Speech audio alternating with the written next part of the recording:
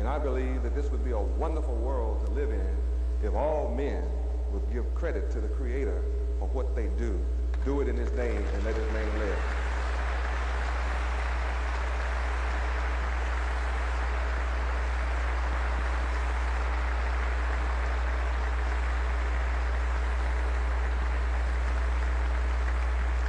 Praise Yahweh, bless you.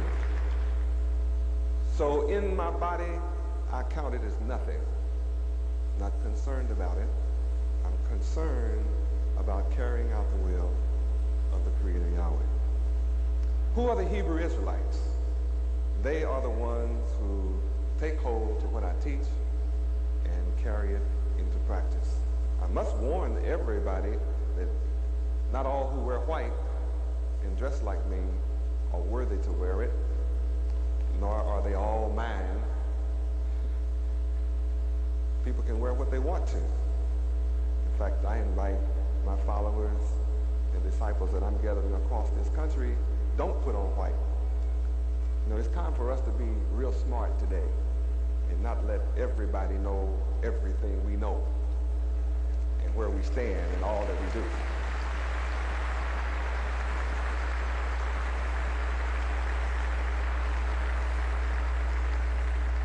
Praise Yahweh. Truly, my work is across America, and I have followers and disciples across this country in greater numbers than you would ever dream. And you can't measure even the group that is here today by how many are in this county or in this state that love what I'm doing. We are real smart today. We know that, yes, we know the FBI tried to stop me from being here this week. They were all over our property. They did everything to try to tie me up, to keep me from being here this day. And they even interfered and arrested some of my followers to try to put us in a hindrance position. So we're smart enough not to let them take all of our pictures, so we're not all here today. But if they start something, they'll find out how many is in the street. They will find out.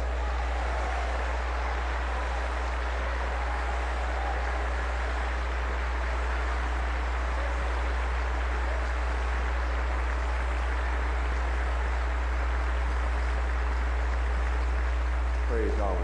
There's more with me than with them.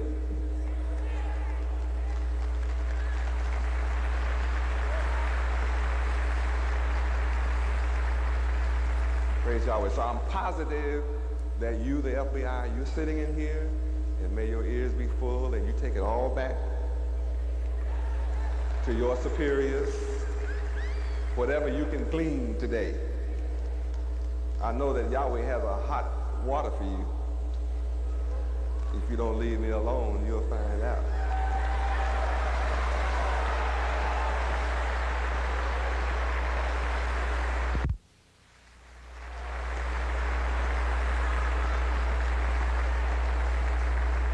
I told all of you years ago that you're in the presence of a man who will stand for you.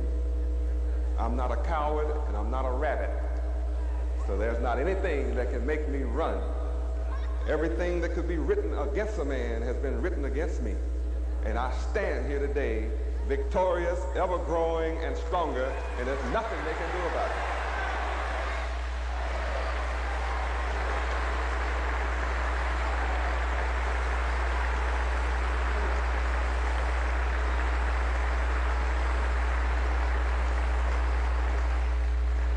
Who are you, black man of America? Who are you, so-called black man of America? That's the question. That's the most important question that I can ask tonight. Who are you? How many of you remember being colored? You remember being colored? Those were the days, weren't there? When we were colored. I mean, we were most important when we were colored. We had all kinds of things named after us when we were colored. We had colored towels, colored water fountains, colored waiting rooms.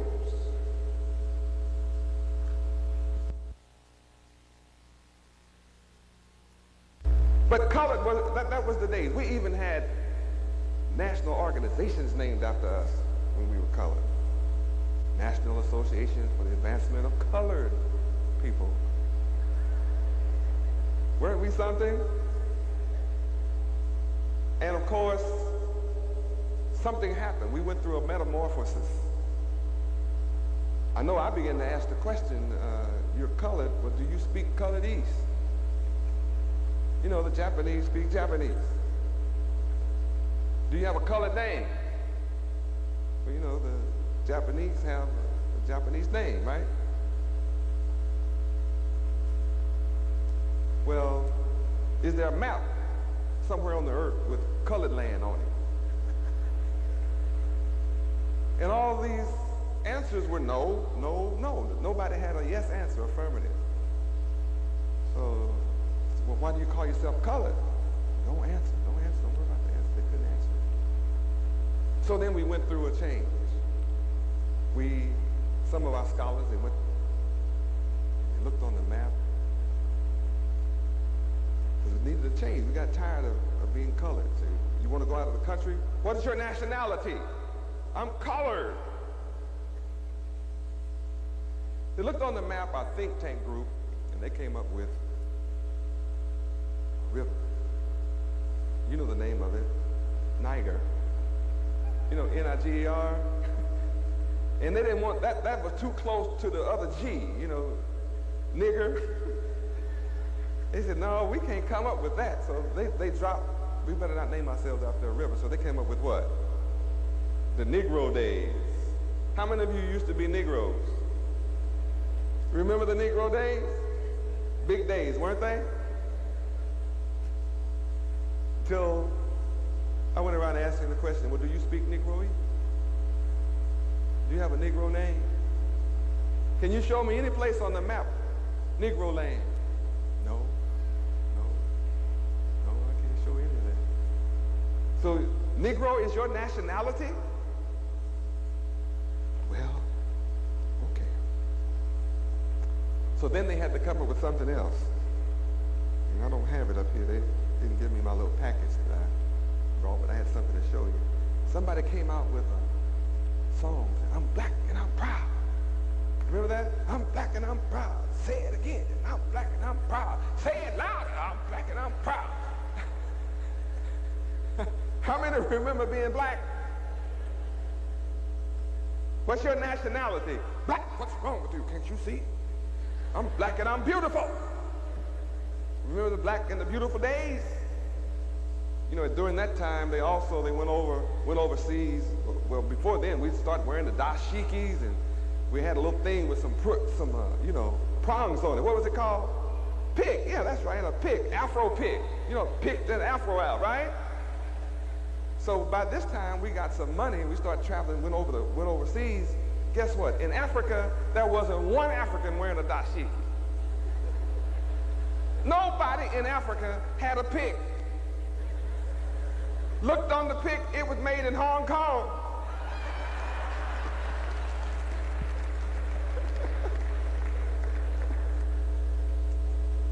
They came back to the country, spread the word. Nobody in Africa is wearing dashiki. Nobody's wearing afro. So guess what the brothers did then? They threw the pics down, took off the dashiki, went to the beauty parlor, pushed the women out their seat, went curly perm on them.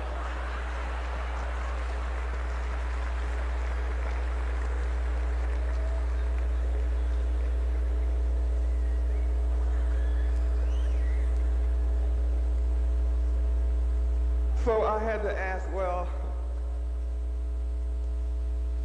what's your nationality? Black. Well, what goes on your driver's license? The big V. Do you speak Blackese? No. Do you have a black name? No. No? Don't have a black name. Can you show me black land on the map? No, can't do that either. So your nationality is black. So then we had now this is going around so strong, running around the country asking these questions. I know I ask these questions wherever I go in the country. So then our intellectuals and leaders got together about 2 years ago. Y'all remember the meeting? What did they come up with? African American. They tried to be Afro-American at first. That didn't quite fit. Afro.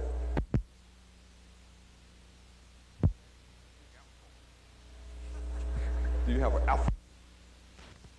They got it together and came up with African. They said, well, there's Japanese Americans, Chinese Americans, Italian Americans, so we got to be some kind of American. So they came up with African Americans, and that ought to stop this Yahweh ben Yahweh from running around asking these questions. How many African Americans in here tonight? One? Only one? Two? One up there, that's an African American. You got a couple of African Americans. Since I'm on this kick, I have some questions to ask. How many still colored? You have any? All the colored people are gone. How many Negroes in here tonight? Still some Negroes left.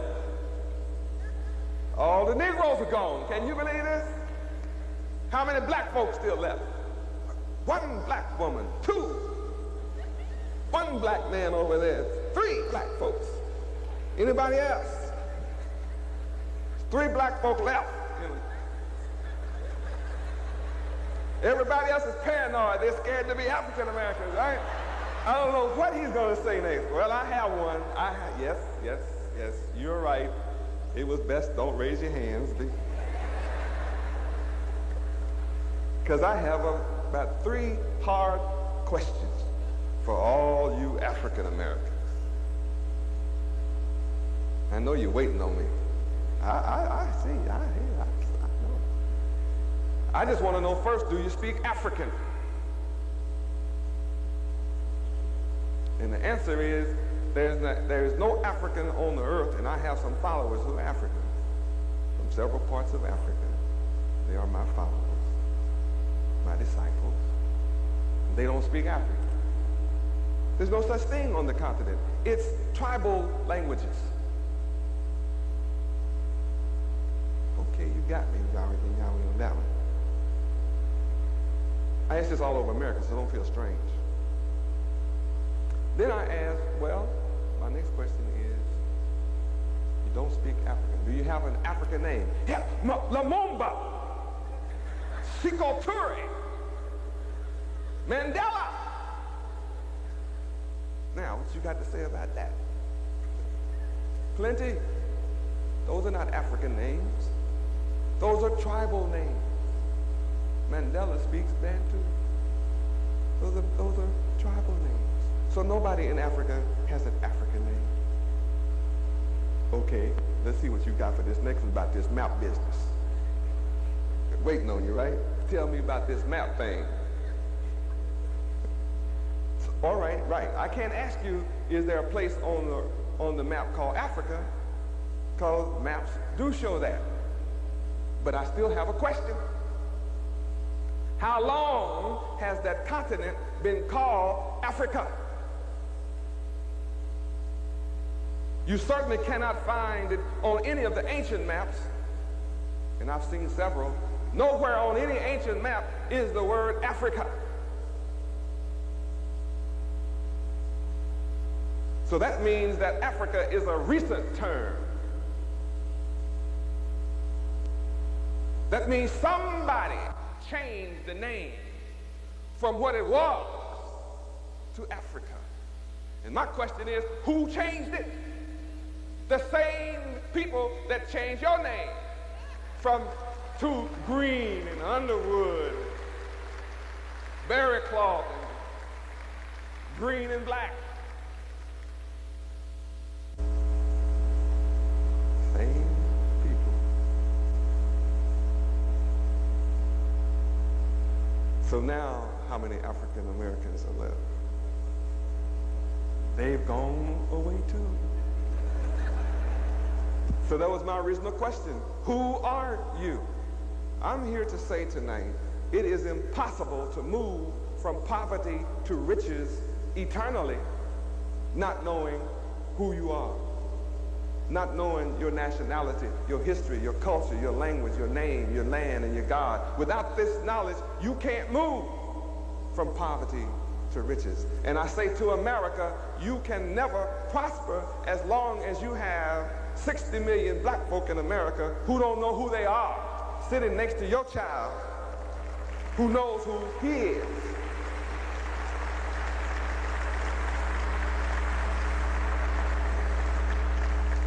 So as I get ready to go into how to move from poverty to riches, then I ask all of you who are my Gentile friends sitting in the audience tonight, and all of the other nations that are sitting here tonight, you who are Hispanic, and whatever nationality you are, be patient with me. I'll come back to you in a few minutes. You'll be able to get a lot of keys. But first, I want to address my people's condition and rescue them and bring them up to a level, and then we can all enjoy the benefit of my message together. We'll be on par one with the other.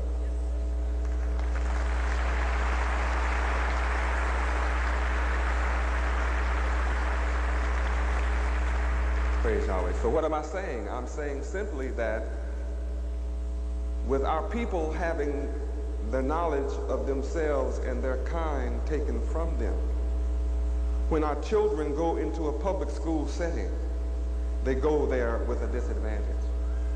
Because all of the other children, they know their history, their culture, their heritage. If they're from German parents, they know that, and they know the history of Germany. So they sit there in the classroom here in America saying within their head, reinforced from home, I am a German American.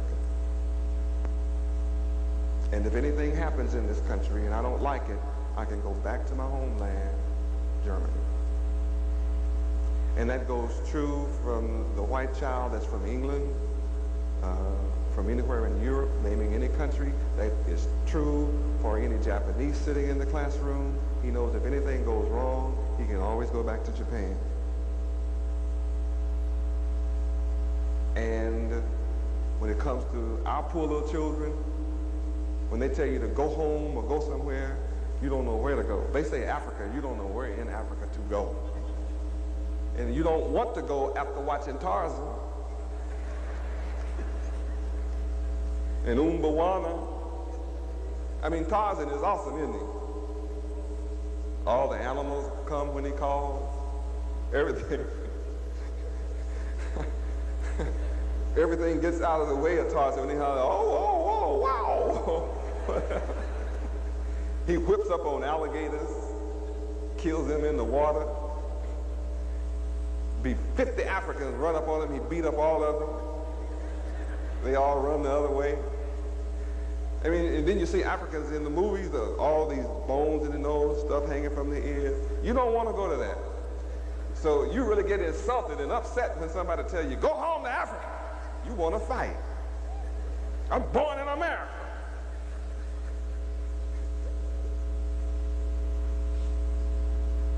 So to you, the various nations that are present tonight, you know your history, culture, and languages.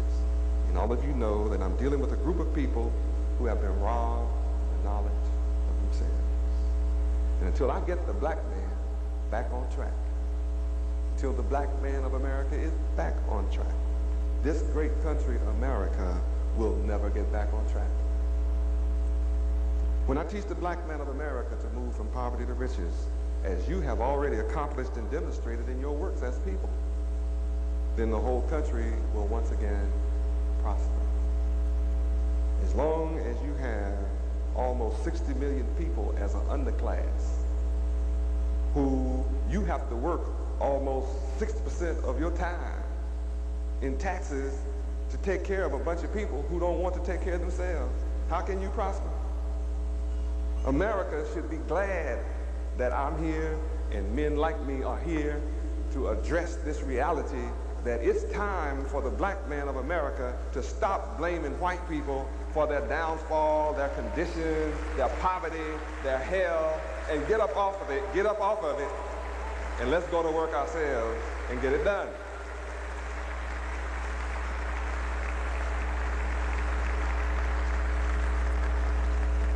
And I must stop and take the time at this moment and address that reality. You know, it's a shame when you look out at white people who the mother, the father, the sister, the brother, the cousin, the niece, the nephew, the uncle, and the aunt, they all get together, get 2 jobs, work day and night, work 18 hours a day, save 1 salary, put all their money together, build a plant. Sacrifice 10 years or more and put their money together and build a manufacturing plant. And soon as that plant is completed and they are ready to open it, something strange happens in America. Real strange. There's a bunch of people that look like you and me.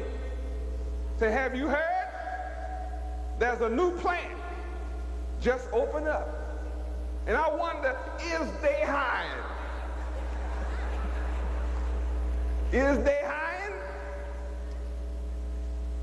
I'm going to fill out my resume, go get my application, and look for a job. So they go running out to the new plant, put in an application. People say, well, I'm sorry, we have all that we need right now. Because who have they hired? They've hired their niece, their nephew, their uncle, their cousin, their brother, their sister, the people who sacrificed to put this place together. Doesn't it make sense that they would hire them first? They're the ones that put their money together and worked and slaved to get it. They came here as immigrants too. And guess what we'll say when they don't hire us? Prejudice. Discriminate. I know what we'll do. We'll picket you. We'll boycott your business. We'll put you out of business. You better hire us.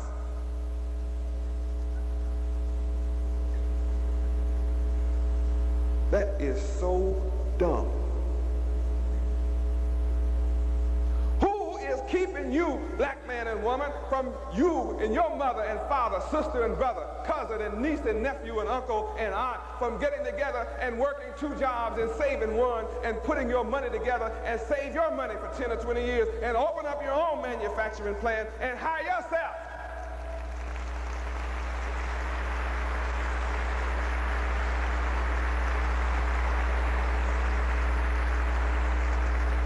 I know that hurts some of you. You don't like to hear, get up and do it yourself.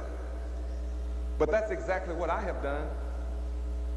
And I have moved us, all who follow me, to a $100 million empire across the country. I've done it, and we have put our pennies together. Just a few of us have put our pennies together, and we have built it, and we don't beg anybody to do anything for us. We're not prejudiced. We just believe in doing what America offers. This is a land of opportunity.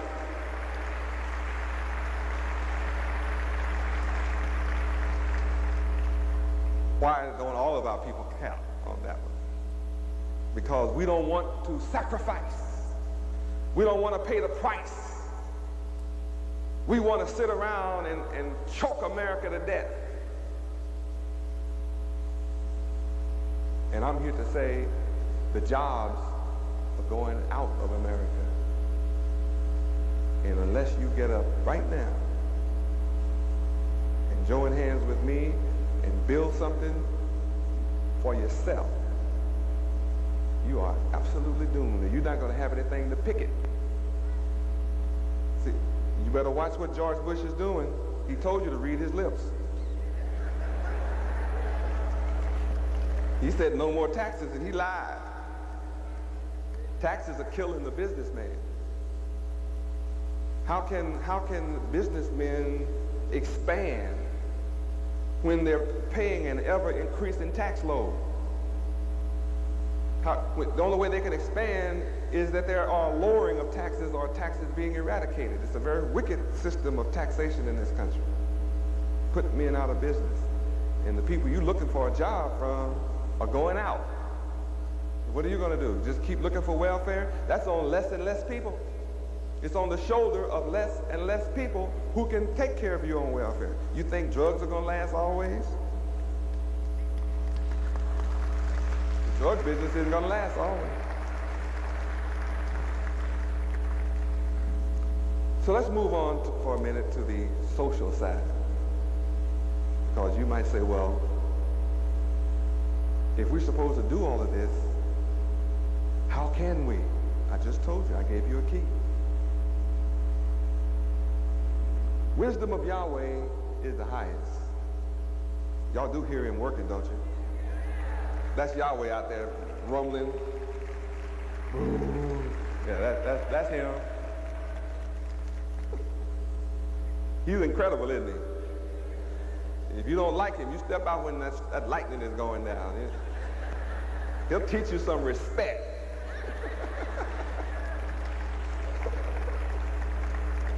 When Yahweh is doing that, I go inside. I'm his son. I know to go inside.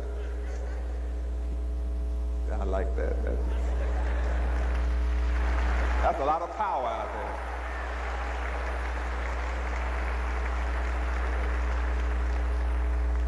The wisdom of Yahweh is the highest. Yahweh is the name of God. There's no wisdom higher than God. So when you take on the knowledge of Yahweh, you gain wisdom.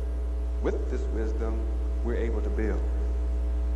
I've come to establish the perfect moral society of the elite Godhead. That means that every one of you sitting in this auditorium tonight are here because it's your divine destiny to be here. You are here because you have chosen from within yourself to learn, how can I move from poverty to riches? How can I improve my condition? That's why you're here. It tells you also that not everybody wants to move from poverty to riches. How many of you have ever heard our people say, how you doing today? And they say, fairly middling. Anybody? Yeah, that's all the way across the country. Fairly middling. How much money would you like to have? Oh, just enough to get by. How many heard of that? I mean, our people act like they're afraid to be rich. Like it's a sin. I've heard all kind of brainwashing all my life against being rich. But rich people have problems. Have you seen poor people lately?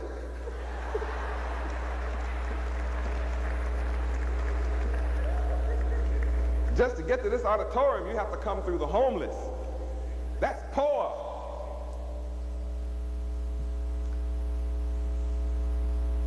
Our social problems are solved when you take on the knowledge of God. That's the key in moving from poverty to riches. Let's deal with the educational aspect. You probably saw on display this evening some of the talents of our students at Yahweh University. If you came in a little late, you missed it, but I think we were here long enough for you to see some of it. I decided to not show the film, which would have highlighted them, but you can see that at some future date. You can come by our headquarters building. We'd be happy to show it to you. Nevertheless, Yahweh University is an independent school. I'm the founder of Yahweh University. As an independent school, it means that we write their curriculum. Being an independent school, Yahweh University, it means that we write the textbooks. And it means that there are people inside the textbook whose pictures look like us.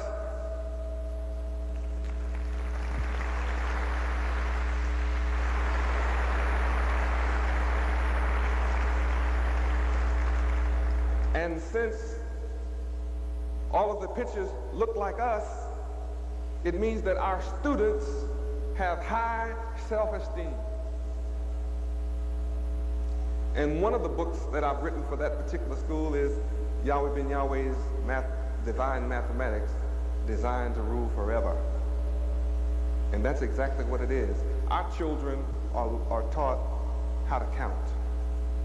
How many of you were taught how to count? Like, 1 plus 1 is 2. How many of you? You were taught that? So what is 1 plus 1? 2. How many say 2?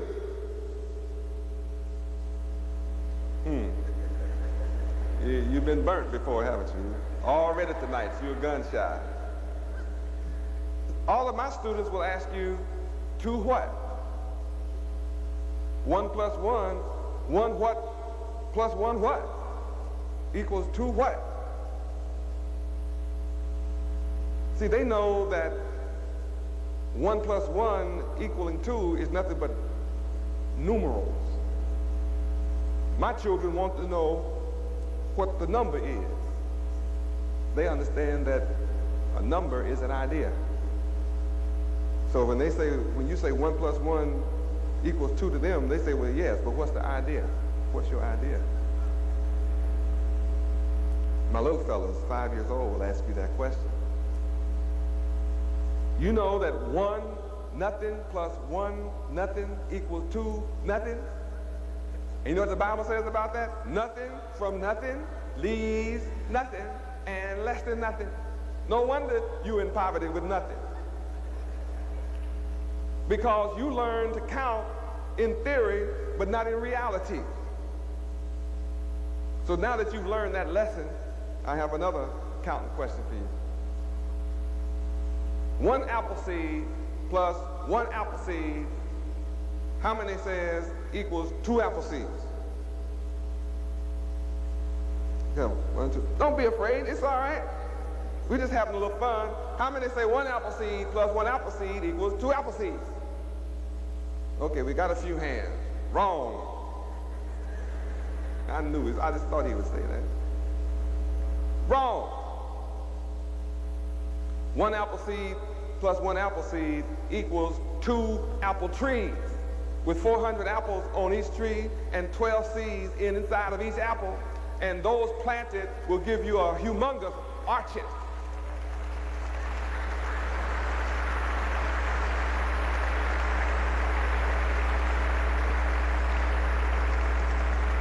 And my children will say to you, well, what do you do with the orchard? Say, well, you need trucks to haul all those apples to the manufacturer. And you need a trucks to haul them to the stores that we're going to own to sell them in, like first-rate foods.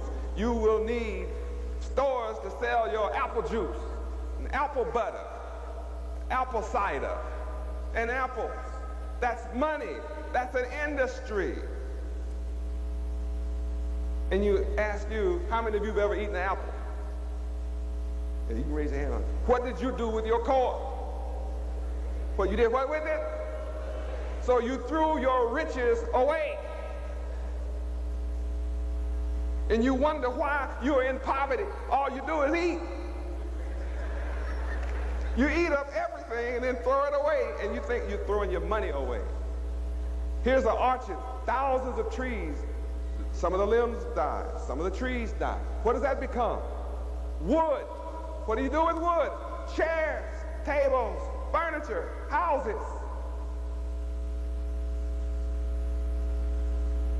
Why don't you own an orchard? You eat enough fruit to plant the world. You know what was strange to me? I come to Miami, I come to South Florida, and I'm looking at black folk. They got avocado trees, mango trees, orange trees, grapefruit trees. What else? Banana trees. You know, all these fruit trees. The Cubans come from Cuba, walk around through our neighborhood, say, may I have the fruit off your tree? Like, well, say, yeah, honey, go on, help yourself. They strip the trees, go out on the corner, sell all the fruit to come off your trees, come back and buy up your neighborhood with it.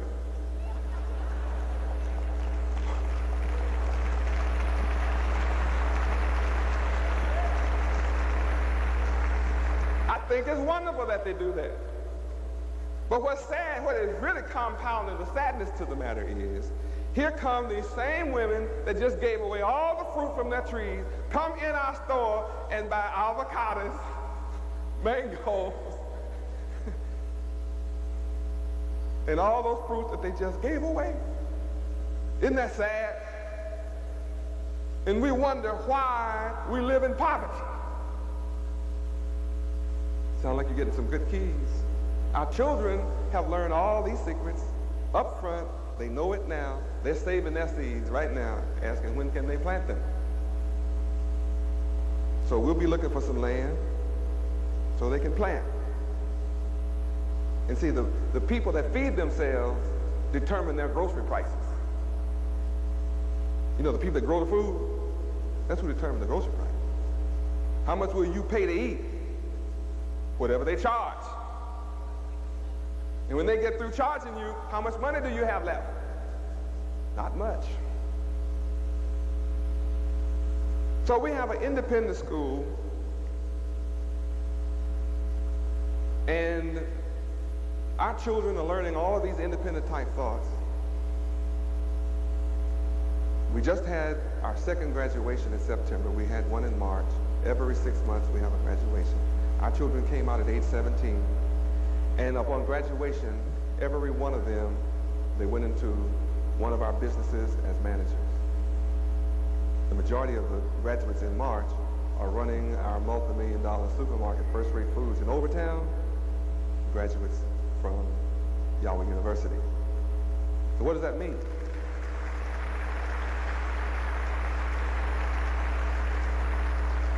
Praise Yahweh. And the ones that just graduated in September last month, they're in training at this minute to run our hotels, some of our hotels, and also we're training them in this particular area, in this location, in this city, so they'll be ready to run our skyscraper that we just bought in downtown Atlanta.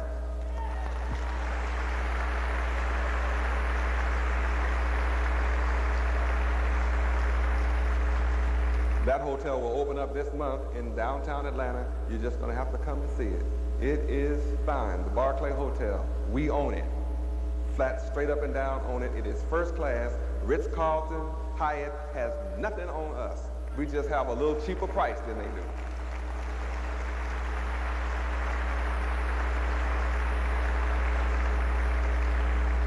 What's strange about Miami, they say, black people be saying things like, we need a black hotel in Miami.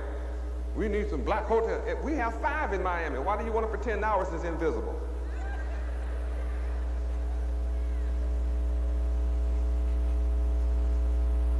And then you have some that are boycotting black hotels. Boycotting the white hotels in this city. Right? Right? Well, I'm trying to figure out how I can go along with it since they've been boycotting me for 3 years anyway.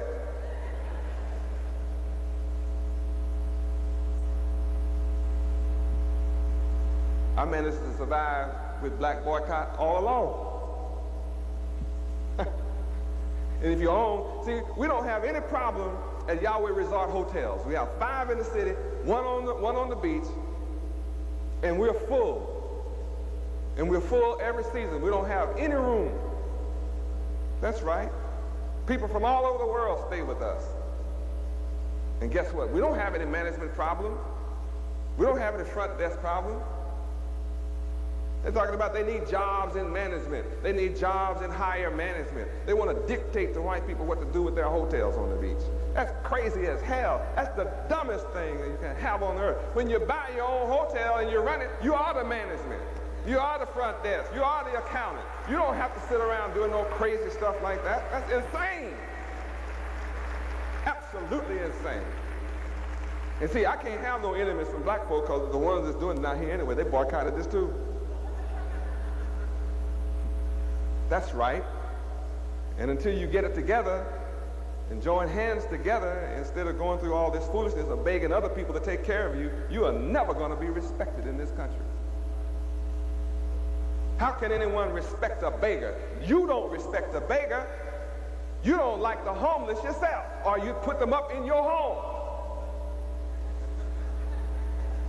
If you like the homeless, there wouldn't be any on the street. You don't like them.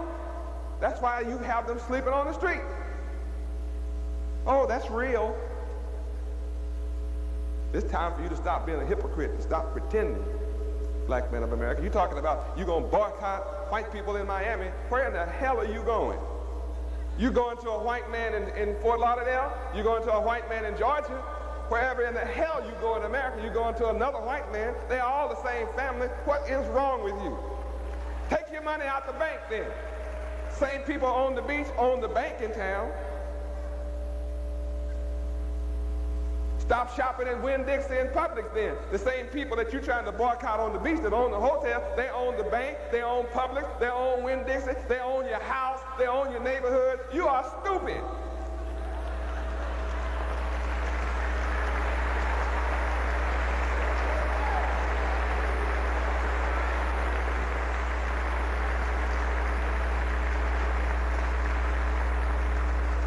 Praise Yahweh. It's time for you to wake up and get up and do something for yourself. Then the whole world will respect you. It's a shame to watch people come here 30 years ago, Cubans. I'm so proud of them, I don't know what to do. They got off the boat with nothing. Absolutely nothing. Castro took all their money. People came over here with nothing. Did they ask you permission to take over Miami? Did they come up, huh? They didn't ask you permission? They just took it, huh? They took jobs you didn't want. The low-paying job. You know, the low-paying job. Jobs you didn't want no more.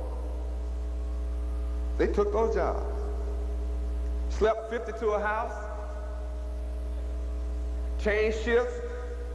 The next crew came in and slept.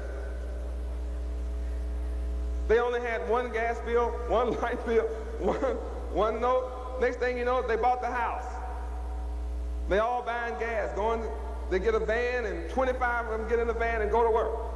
One car note, one gas bill, pooling their money, saving their money. Start going to the store, buy the store. Then they shop at their own store. Next thing you know, they own Malone and Hyde.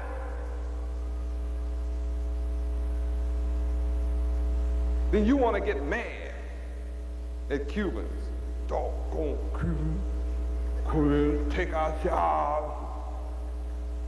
You've been here longer than the alligator been here.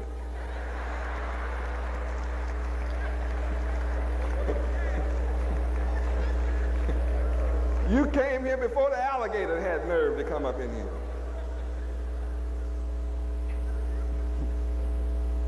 It's been here 435 years, haven't done nothing with all the money you have. Cubans come here in 30 years, take the lowest paying jobs in town, own all the downtown. Now you want to get mad at them. I'm here to tell you, so-called black man, you all better learn a new language. You either come and join hands with me or learn a new language. You might better learn Japanese or something. They buying up the country.